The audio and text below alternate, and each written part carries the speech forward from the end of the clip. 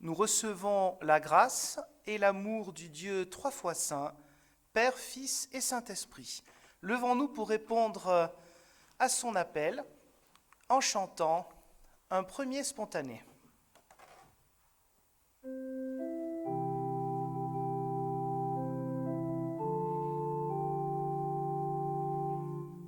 Avec toi, Seigneur, tous ensemble, nous voici joyeux et sûrs de ton amour. Tu nous as rassemblés dans la joie de ta présence, et c'est toi qui nous suis. Venus à ton appel, nous voulons entendre ta parole. Tu es vivant au milieu de nous. Avec toi, Seigneur, tous ensemble, nous voici joyeux et sûrs de ton amour. Tu nous as rassemblés dans la joie de ta présence, et c'est toi qui nous suis.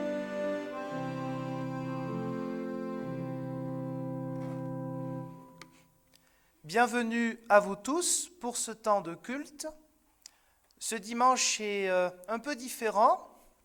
Bon, le culte, la structure est la même, mais nous accueillons quelques catéchumènes. Bienvenue à vous, puisque une fois par mois, il y a le catéchisme du plateau, même consistorial, et que les jeunes sont invités d'abord à aller au culte, mais ça tourne.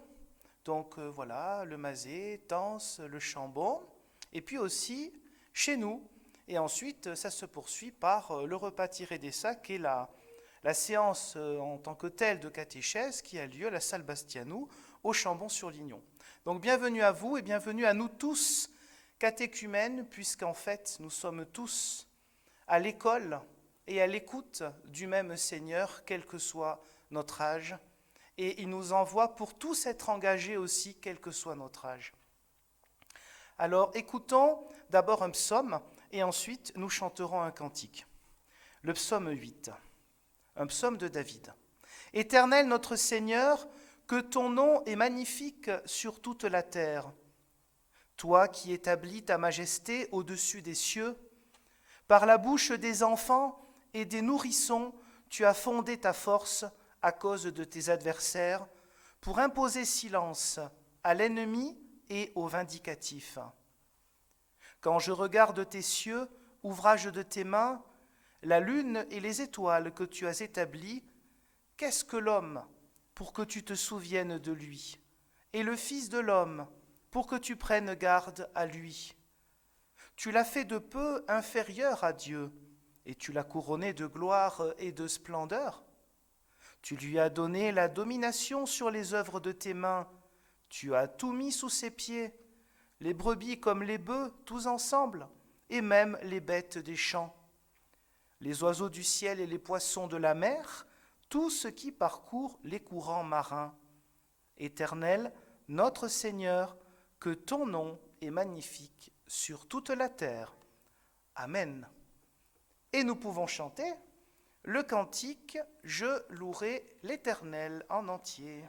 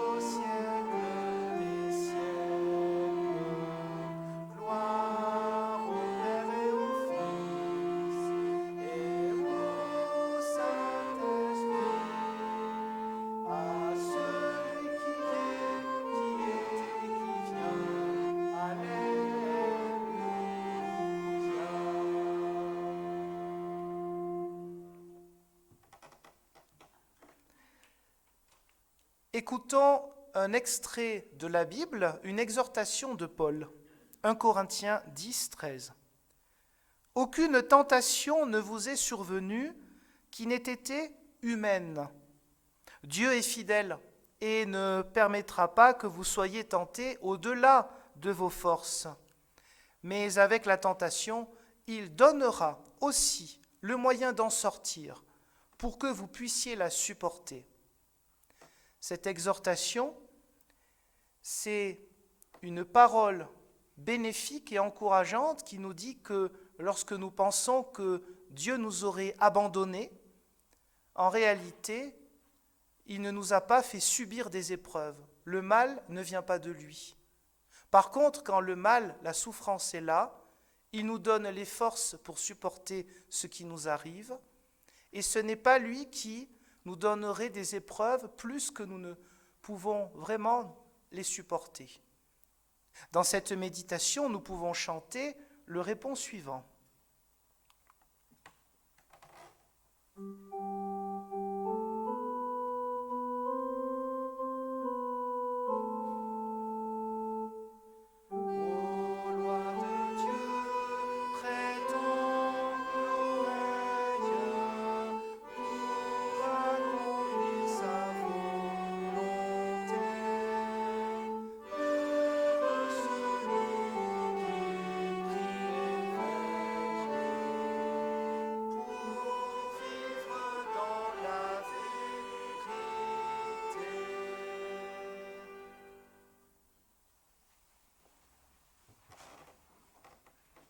Prenons le temps de la prière de repentance.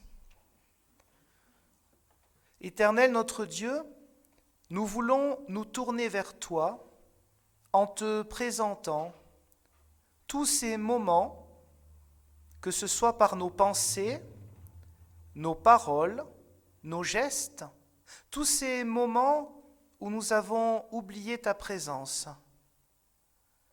Tous ces moments où nous sommes tombés dans la superstition, pensant nous rassurer à bon compte.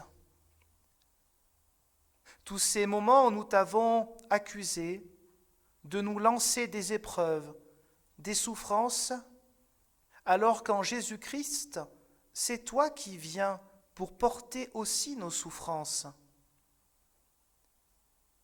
Éternel notre Dieu, nous sommes confiants en toi, dans ta grâce et dans le fait que tu souhaites toujours cheminer avec nous, quelles que soient nos zones d'ombre, nos erreurs, notre passé.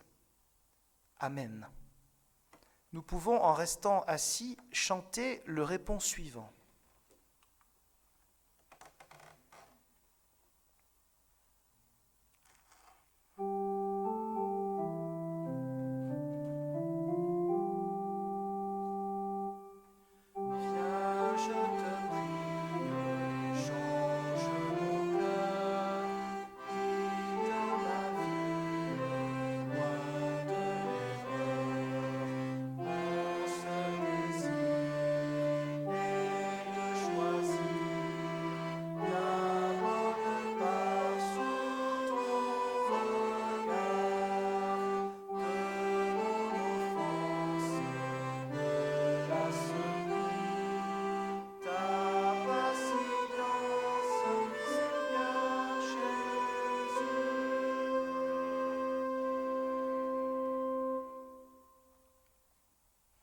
Levons-nous pour recevoir une parole de libération, car oui, ce qu'on appelle le pardon, c'est une forme exceptionnelle de libération. Lorsque nous sommes pardonnés par qui que ce soit, et notamment par Dieu, nous nous sentons tout de suite plus légers et plus forts aussi pour peut-être pardonner aux autres. Oui, ce pardon nous dépasse, il nous est donné gratuitement, il va au-delà de nos bonnes intentions et de tous nos efforts, puisque c'est Jésus le Christ qui a porté tout cela sur lui. Par la mort sur la croix et par sa résurrection, il a été relevé d'entre les morts aussi. Nous sommes maintenant pardonnés, et lorsque nous sommes pardonnés, c'est déjà un peu comme si nous étions relevés de diverses formes de mort spirituelle. Alors puisque nous sommes debout, relevés et pardonnés, nous pouvons chanter notre reconnaissance.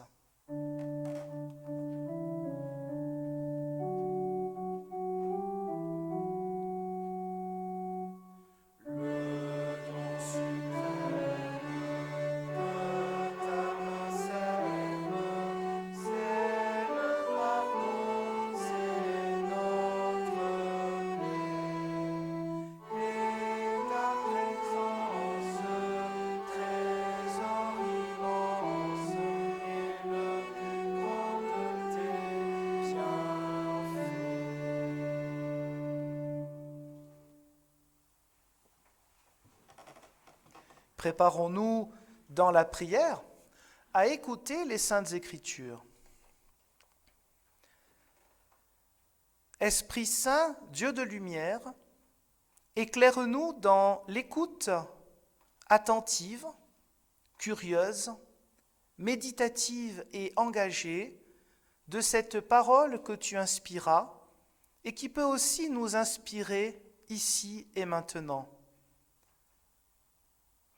Permet que nous puissions toujours y trouver plusieurs sens et surtout le sens de notre vie, avec la grâce de notre vocation et la joie de la vivre chaque jour.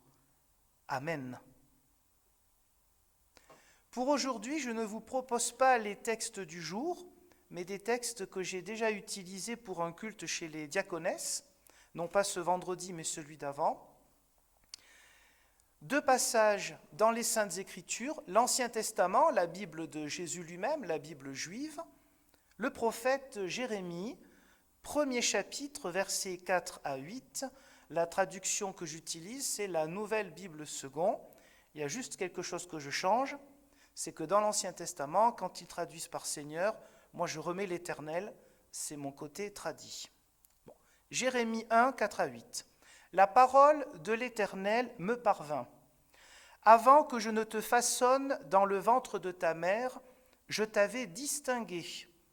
Avant que tu ne sortes de son sein, je t'avais consacré.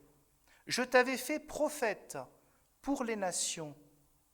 Je répondis, « Ah, Seigneur Dieu, je ne saurais pas parler, je suis trop jeune. » Mais l'Éternel me dit, « Ne dis pas, je suis trop jeune, car tu iras vers tous ceux à qui je t'enverrai, et tu diras tout ce que je t'ordonnerai.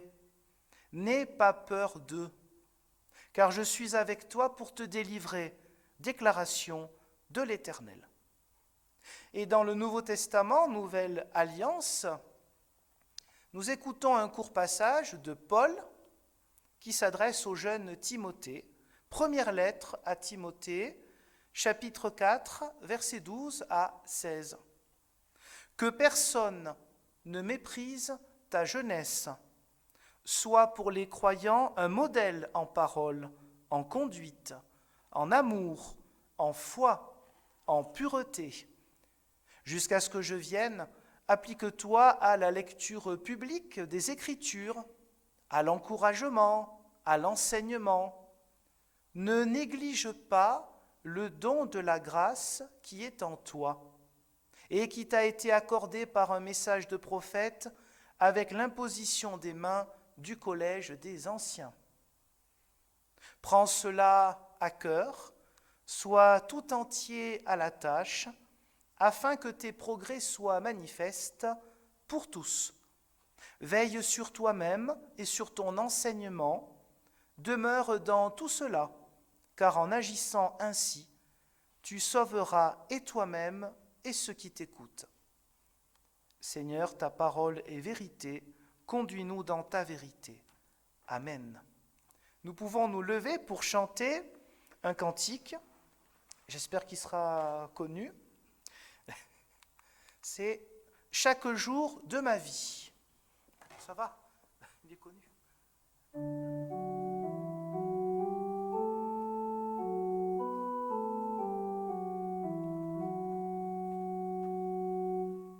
Chaque jour de ma vie, je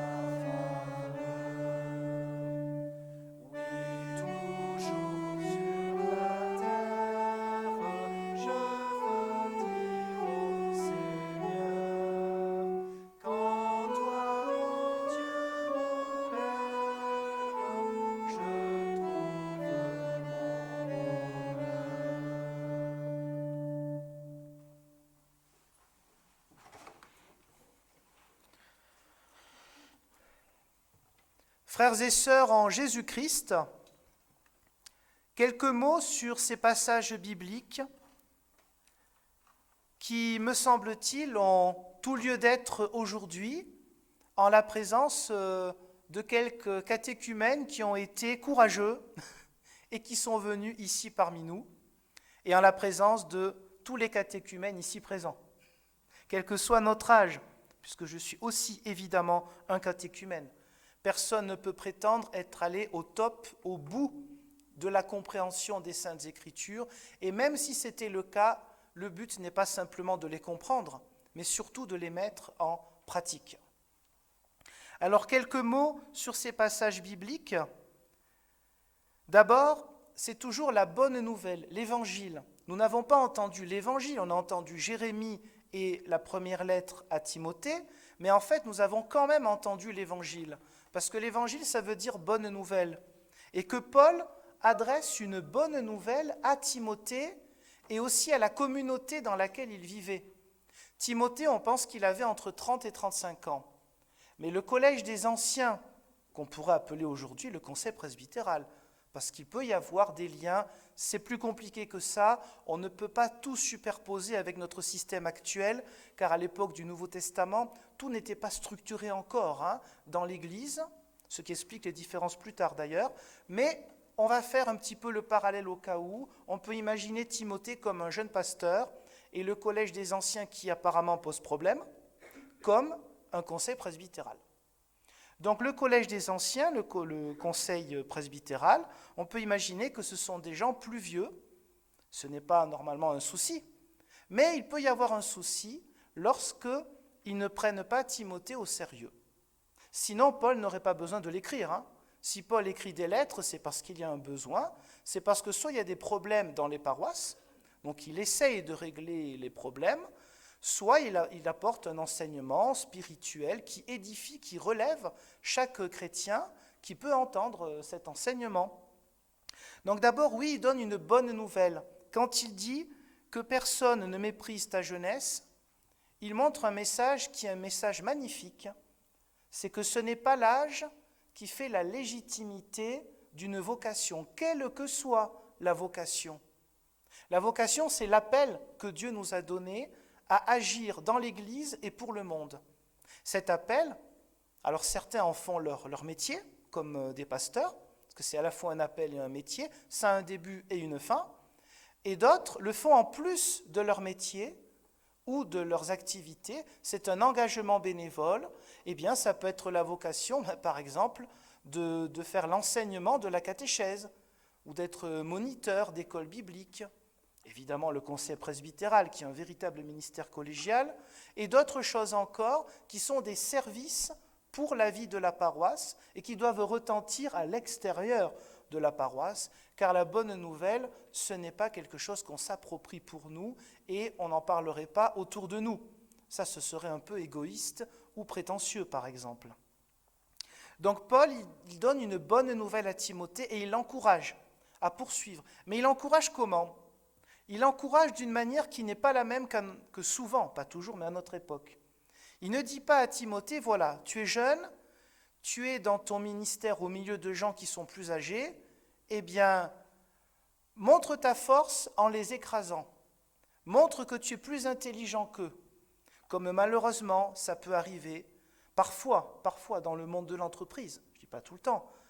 Ah, pour faire sa place, quand on est jeune, il faut écraser les autres. Il faudrait soi-disant écraser les autres. Non, ça, ce n'est pas un comportement de chrétien, bien évidemment.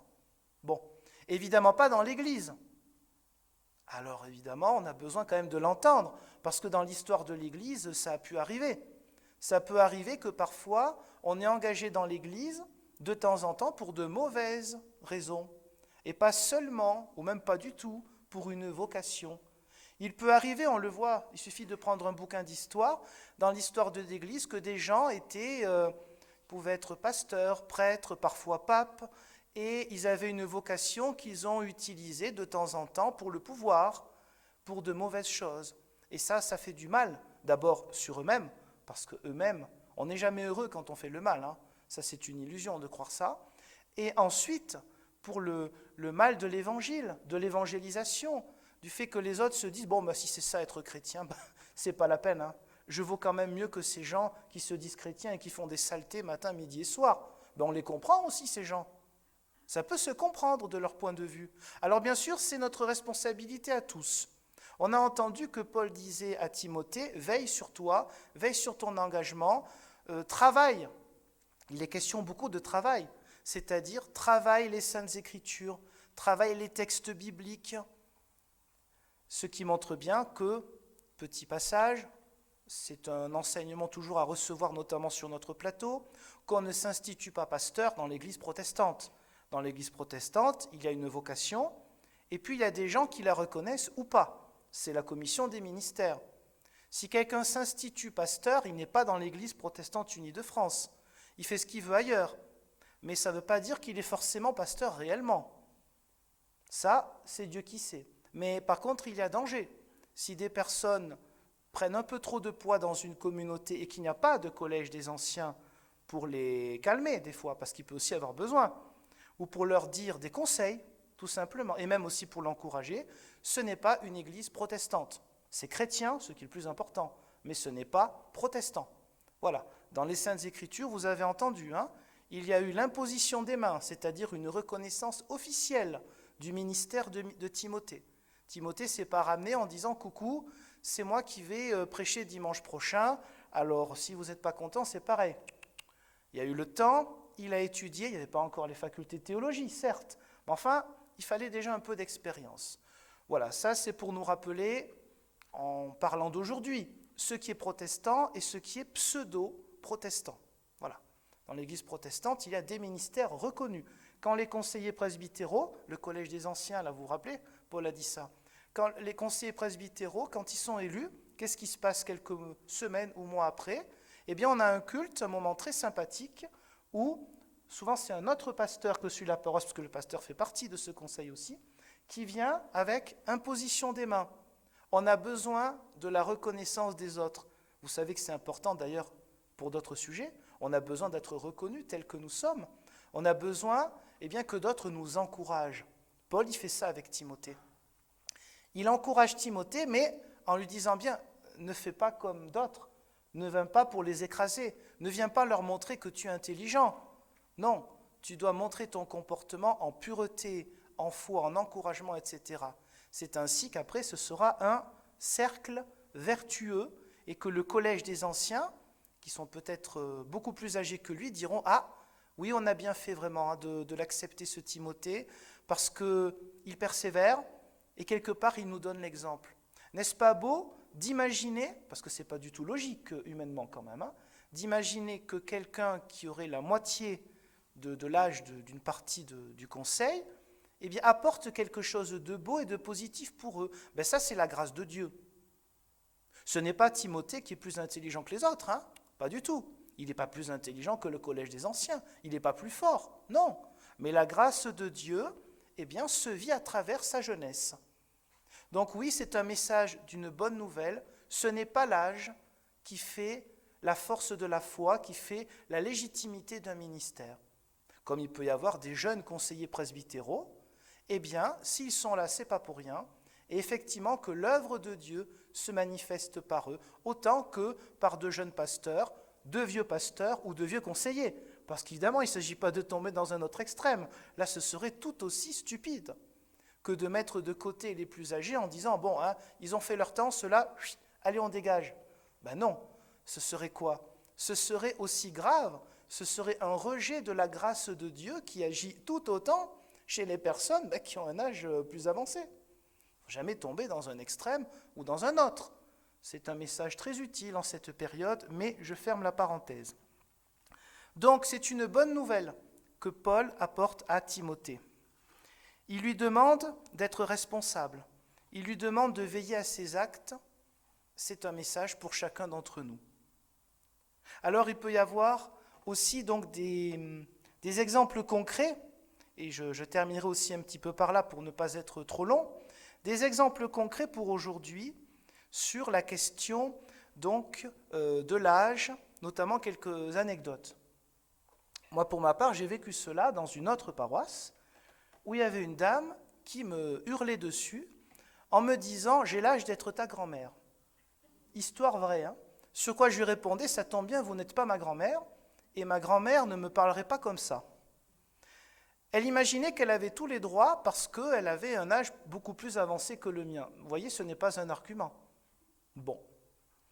Une autre anecdote où là, c'est moins sympa pour moi, c'est que maintenant, depuis quelques années déjà, lorsque je me retrouve en synode régional ou dans des pastorales régionales, ça y est, il y a des pasteurs plus jeunes que moi, de plus en plus. C'est bon signe, c'est normal, mais c'est vrai qu'il y a 10 ans, ce n'était pas trop le cas. Eh bien, je me prends des fois à avoir de mauvaises pensées, en me disant « ouais, ceux-là, c'est des jeunes ». Alors quand je pense à ça, je me dis « mais ça ne va pas d'avoir des pensées comme ça ? Tu te souviens qu'il y a des gens qui t'ont fait confiance à toi il y a peu de temps, hein ?» Alors oui, personne n'est indemne de cela. On peut tous avoir des pensées de condescendance, c'est-à-dire d'orgueil, et de se dire « ouais, bon, allez, hein, ils n'ont pas encore l'expérience. » Tous, on est tous devant la parole de Dieu comme des auditeurs qui doivent être vraiment attentifs à ce que nous dit la parole de Dieu, parce que l'orgueil, c'est à tout âge aussi, hein. Ça, par contre, ça n'a pas de début, pas de fin, hein, sauf la mort physique. Hein. Bon. Donc, il peut tous nous arriver de temps en temps de prendre les autres pour plus petits que soi. Et ça, Paul dit bien que non, c'est pas bon du tout. Où est la grâce de Dieu ?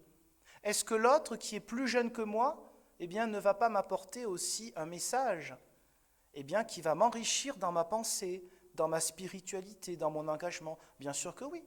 L'Esprit Saint souffle heureusement par des personnes différentes. Donc encore une fois, vous voyez, quand on fait une prédication, eh bien, on doit d'abord se dire, bon, ce que tu dis aux autres, hein, pense un peu à toi. Hein, est-ce que tu le vis déjà ? Et bien sûr, il y a des moments où on oublie. Alors cette parole de Dieu nous fait du bien à tous pour nous poser des questions. Pour notre époque, je crois aussi, en dehors de l'âge, qu'il peut y avoir des difficultés. Ce n'est pas pour tout recentrer sur les pasteurs, mais je crois qu'à notre époque, même s'il y a des progrès, les femmes pasteurs, ce n'est pas toujours simple pour elles. C'est plus simple qu'avant, mais il y a encore des paroles, des réflexions qui ne sont pas toujours agréables à leur égard, qui n'existeraient pas pour un homme. Ça existe encore dans nos églises, veillons à cela, ce n'est pas encore totalement terminé ce genre de choses. Ensuite, il peut arriver, et là je parlerai aussi par expérience, des paroles pas toujours sympathiques quand un pasteur est célibataire, parce qu'il ne correspond pas non plus à l'image du pasteur marié, 3 enfants ou plus. Bon, ça peut arriver aussi, ce genre de petites paroles qui peuvent être blessantes. Ça peut arriver encore un petit peu. Et bien sûr, au-delà, il faut que nous prenions tous garde lorsque des personnes, en fait, tout simplement différentes, arrivent. Que ce soit dans un conseil presbytéral, que ce soit dans nos paroisses, savoir accueillir. Bien sûr, ça peut être des personnes, par exemple en ce moment dans la paroisse du Puy, Saint-Jean est disséminé, particulièrement au Puy, il y a de temps en temps une quinzaine de personnes qui sont d'origine africaine. Mais gloire à Dieu, ces personnes rejoignent la paroisse protestante du Puy-en-Velay. Voilà une belle histoire. Alors après, bon, petit à petit, elle passe de l'anglais au français, ça viendra. Donc sachons accueillir, soyons joyeux quand des gens différents viennent. Dans nos églises, notamment en campagne, la difficulté qu'il peut y avoir des fois, c'est quoi ? Ça peut être des personnes qui ne sont pas venues depuis longtemps au temple. Quel est notre regard sur ces personnes ? Peut-être que nous pourrions avoir un regard pas toujours très fraternel. On dit « Oh, ça fait longtemps qu'on ne l'a pas vu, qu'est-ce que cette personne vient au temple ?» Gloire à Dieu, cette personne revient au temple. Merci Seigneur, cette personne est peut-être avec nous, ne serait-ce que pour 1 heure. Donc voilà, sachons, je mets toujours un nous, nous mettre à l'écoute de la parole de Dieu et écouter le changement qu'il nous propose. Parce que la foi, c'est le changement quotidien, pas le changement bidon que proposent certains, ça on sait ce que ça donne, non, le changement de cœur, le changement intérieur. Et donc c'est valable pour nous tous. Quand on vient à un culte, on n'est pas simplement passif assis sur un banc, qui est plus ou moins confortable d'ailleurs. Bon, ça c'est vrai que c'est un autre sujet. On reçoit la parole de Dieu, et après, on est appelé à y réfléchir, à se poser des questions et à savoir comment est-ce que la grâce que j'ai reçue, quel que soit mon âge, eh bien, je peux la vivre plus tard. et déjà aujourd'hui. Alors oui, concluons là-dessus, chaque chrétien reçoit une vocation, rappelons cela. Ce n'est pas forcément une vocation à être conseiller presbytéral pendant quelques années ou pasteur pendant quelques années aussi. Ça peut être une vocation très différente. Mais on a tous reçu un appel de Dieu, tous, quel que soit notre âge. Parfois, on ne le discerne pas encore tout de suite. Parfois, il faut du temps. On a besoin aussi d'avoir des gens qui sont des exemples, forcément imparfaits. Personne n'est un exemple. Mais quand même, on a besoin d'adultes ou de gens plus vieux que nous qui nous montrent un peu le chemin. Parce que par eux, la grâce de Dieu se véhicule, comme par nous, peut-être plus jeunes, la grâce de Dieu se véhicule et les autres peuvent recevoir quelque chose. Alors puissions-nous toujours, avec l'aide de Dieu, nous poser des questions sur notre cheminement, là où nous en sommes, quel que soit notre âge. Notre vocation, comment est-ce que je peux être aujourd'hui et demain chrétien ou chrétienne? Comment est-ce que je peux vivre la bonne nouvelle avec les dons, mes capacités, mon tempérament, mon caractère? Oui, car Dieu a voulu se servir des prophètes, des apôtres et de nous aujourd'hui pour vivre la bonne nouvelle dans un monde qui en a tant besoin. Amen.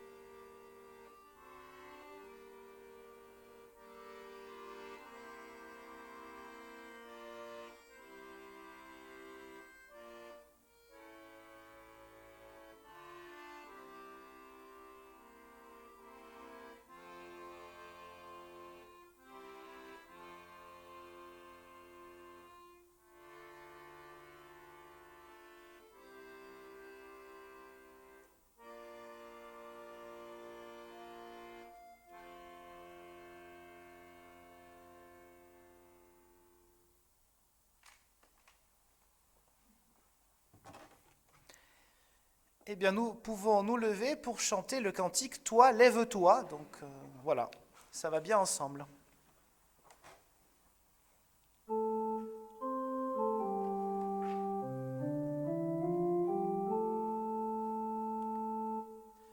Toi, lève-toi, et va au nom du Christ, porter l'amour de Dieu au monde. Toi, lève-toi, et va au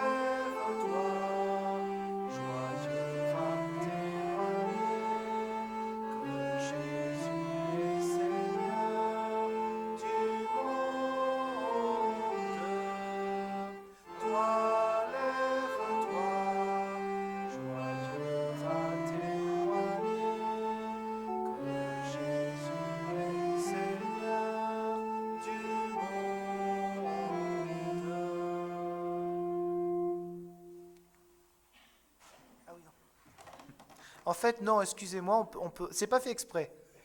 Des fois, je le fais exprès, c'est vrai, mais là, non. En fait, on peut rester debout. On dort moins.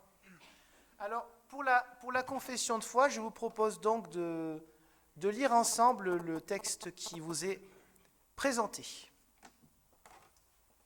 Je crois au Dieu qui a posé comme première question à l'humain, où es-tu? Je crois au Dieu qui a posé comme deuxième question à l'humain, pourquoi as-tu fait cela? Je crois au Dieu qui a posé comme troisième question à l'humain, qu'as-tu fait de ton frère? Je crois au Dieu qui a appelé Abraham à le retrouver dans le tête-à-tête d'une marche dans un désert. Je crois au Dieu qui a appelé Moïse à devenir le libérateur d'un peuple soumis à une dure servitude.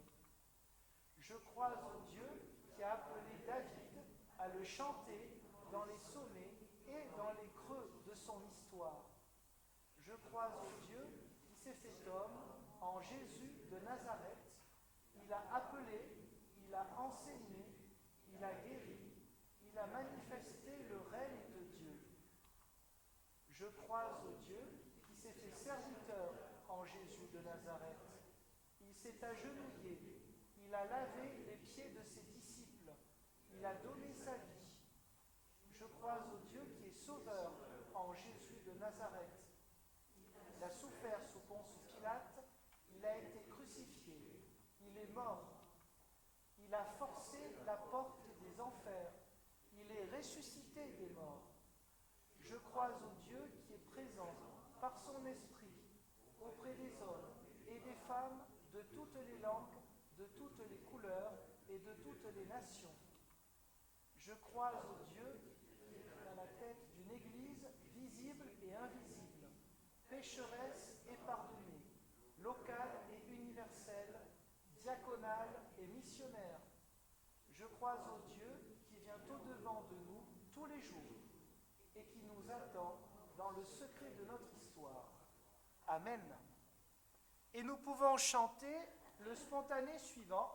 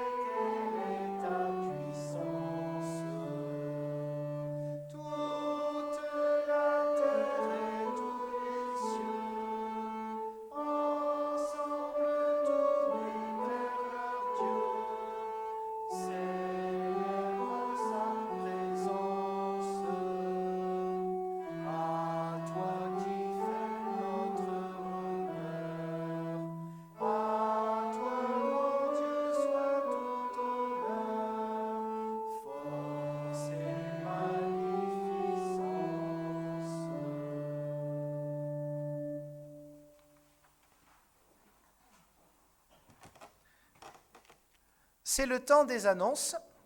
Donc je vais me tourner parce que c'est trop petit pour moi. Donc d'abord, toujours savoir dire merci. On parle de la grâce, du cadeau. Donc merci au service d'accueil. Merci à notre trio de choc de musiciens. Merci à la présence de catéchumènes et de leur, je ne sais pas comment on dit, catéchètes. C'est ça, ça vous va ? Et puis tout à l'heure, donc à la fin du culte, je vous appellerai pour que nous recevions par vous une parole de bénédiction par ce que vous aviez travaillé. C'est le texte que vous avez apporté ou qui est sur une feuille. Donc merci à vous pour votre participation tout à l'heure. Voilà, c'est marqué d'ailleurs. Alors le catéchisme se poursuivra donc à la salle Bastiano après. Ce soir, toujours à 18h, le culte téléphonique. Mercredi prochain, école biblique à 10h. La réunion pour la grille des cultes à 20h, salle Bastianou, je sais, j'ai pas marqué le jour, donc je ne sais plus. Je pense que c'est jeudi en fait, ça doit être jeudi. C'est ça, hein? C'est jeudi, hein? Merci André-Jacques. Samedi, culte à Devecé à 14h, culte à Beauvert à 16h. Dimanche prochain, le culte ici. Et pour toutes les autres informations, le Rencontrons-nous arrivera d'ici 7-8 jours. Ce sera le Rencontrons-nous, donc c'est le journal paroissial de Saint-Agrève, qui sera déjà le moment de l'invitation pour l'Assemblée générale qui aura lieu pile dans un mois. Vous avez aussi Réveil qui est le journal de la région, j'en ai rajouté 2 autres là pour le mois de février, où il y a quelques photos pour le consistoire, dont les lutins qui ont fait de la musique, donc le 24 décembre à 19h. Il y a des jolis lutins, voilà. Merci Paulette. Voilà, et puis pour d'autres infos, vous pouvez nous demander à moi, d'autres conseillers, et voilà. C'est le moment de l'offrande.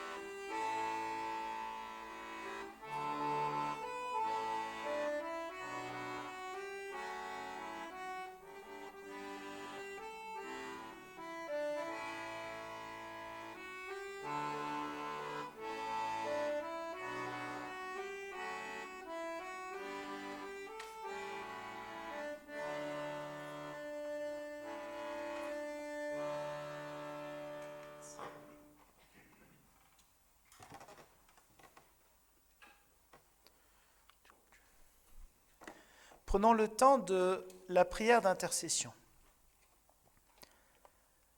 Éternel notre Dieu, dans la joie de nous retrouver, tu nous rappelles le souvenir de cette grâce, de ce cadeau, de cette vocation que tu as placée en notre cœur, soit récemment, soit il y a de nombreuses années. Merci Seigneur parce que nous pouvons vivre en toute liberté notre foi, particulièrement dans notre pays. C'est pourquoi nous te prions pour tous les frères et sœurs en Christ et tous les frères et sœurs en humanité qui ne peuvent pas vivre dans la liberté de culte ou la liberté tout court dans de nombreux pays que l'on appelle dictatures. Éternel notre Dieu, permets que nous puissions toujours soutenir dans la prière ou dans d'autres formes d'action, les associations, qu'elles soient confessionnelles ou laïques, qui permettent l'accueil de ceux qui ont tout perdu, qui permettent le lien avec ceux qui sont peut-être loin de chez nous, mais qui vivent de grandes souffrances. Seigneur, nous te rendons grâce pour la diaconie, c'est-à-dire pour l'entraide protestante, pour le diaconat du Chambon, pour le secours catholique et toutes les œuvres qui permettent d'apporter un peu de nourriture ou des vêtements à ceux de chez nous comme ceux qui viennent de loin, pour pouvoir simplement trouver ou retrouver dignité, même si, selon ton regard, ils n'ont jamais perdu leur dignité. Permets, Seigneur, que ce soit aussi notre regard. Éternel, notre Dieu, nous te prions pour l'unité de l'Église.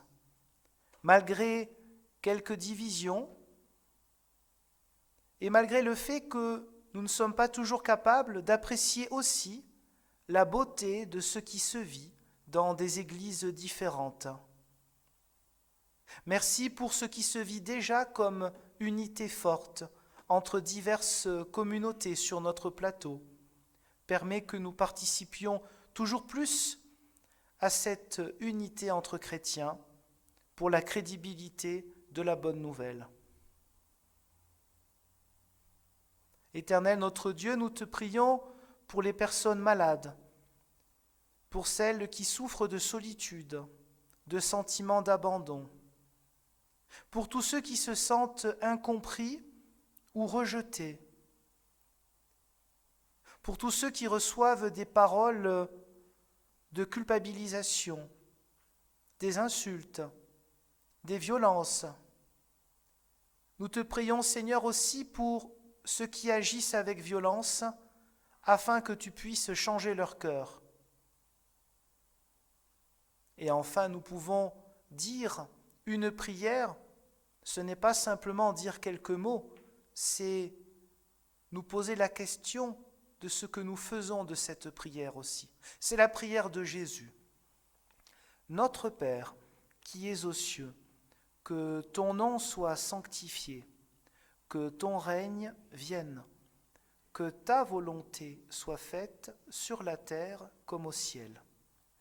Donne-nous aujourd'hui notre pain de ce jour. Pardonne-nous nos offenses, comme nous pardonnons aussi à ceux qui nous ont offensés. Et ne nous laisse pas entrer en tentation, mais délivre-nous du mal, car c'est à toi qu'appartiennent le règne, la puissance et la gloire, pour les siècles des siècles. Amen. Levons-nous pour recevoir une parole d'envoi et écouter ce que les plus jeunes ont à nous dire dans ce qu'ils ont préparé déjà lors d'une séance de caté. Ce sont des paroles positives, ce sont des formules de bénédiction. Déjà, je vous propose de vous approcher. Et ici, on pourra enlever, bien sûr, le masque. Je vous en prie. Oui, nous sommes tous envoyés. Envoyés, c'est apôtres dans le Nouveau Testament. Ça veut dire notamment apôtres. Et nous sommes apôtres dans la diversité de nos âges, dans la diversité de nos parcours aussi religieux, spirituels, parfois confessionnels, dans la diversité de nos préférences. Certains préfèrent s'engager plutôt du côté diaconal, d'autres encore d'autres manières, et beaucoup s'engagent sans que cela se voie, c'est-à-dire dans la discrétion d'une parole d'encouragement, de prendre soin les uns des autres. Voilà comment la vie chrétienne se vit au quotidien. Nous sommes donc invités à continuer et en recevant maintenant ces paroles de bénédiction.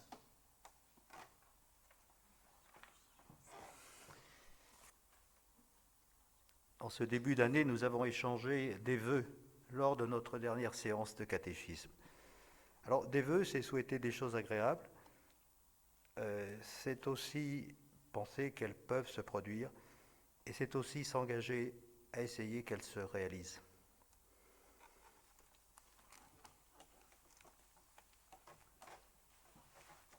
Bonne santé et meilleurs vœux avec plein de bonheur.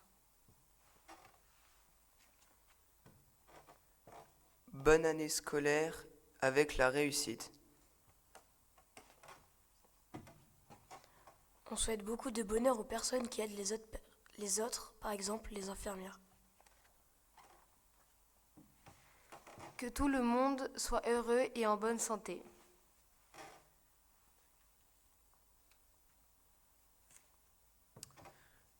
Je te souhaiterais courage et espérance pour ceux qui sont seuls et isolés, que nous puissions trouver plaisir dans les rencontres et dans ce que nous entreprenons. Je souhaite que le malheur, les difficultés n'anéantissent pas notre envie de vivre et de rire. Je souhaite la joie dans le cœur, même dans les moments difficiles, que dans de bons moments existent, comptent et que nous sachions les savourer.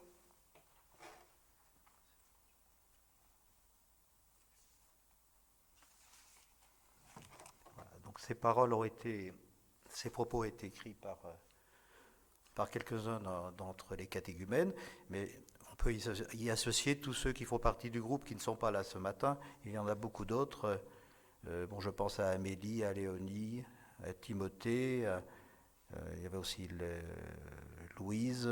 Enfin, donc nous sommes un groupe d'une douzaine à peu près, d'une quinzaine de jeunes. Voilà. Eh bien, à bientôt et bon dimanche.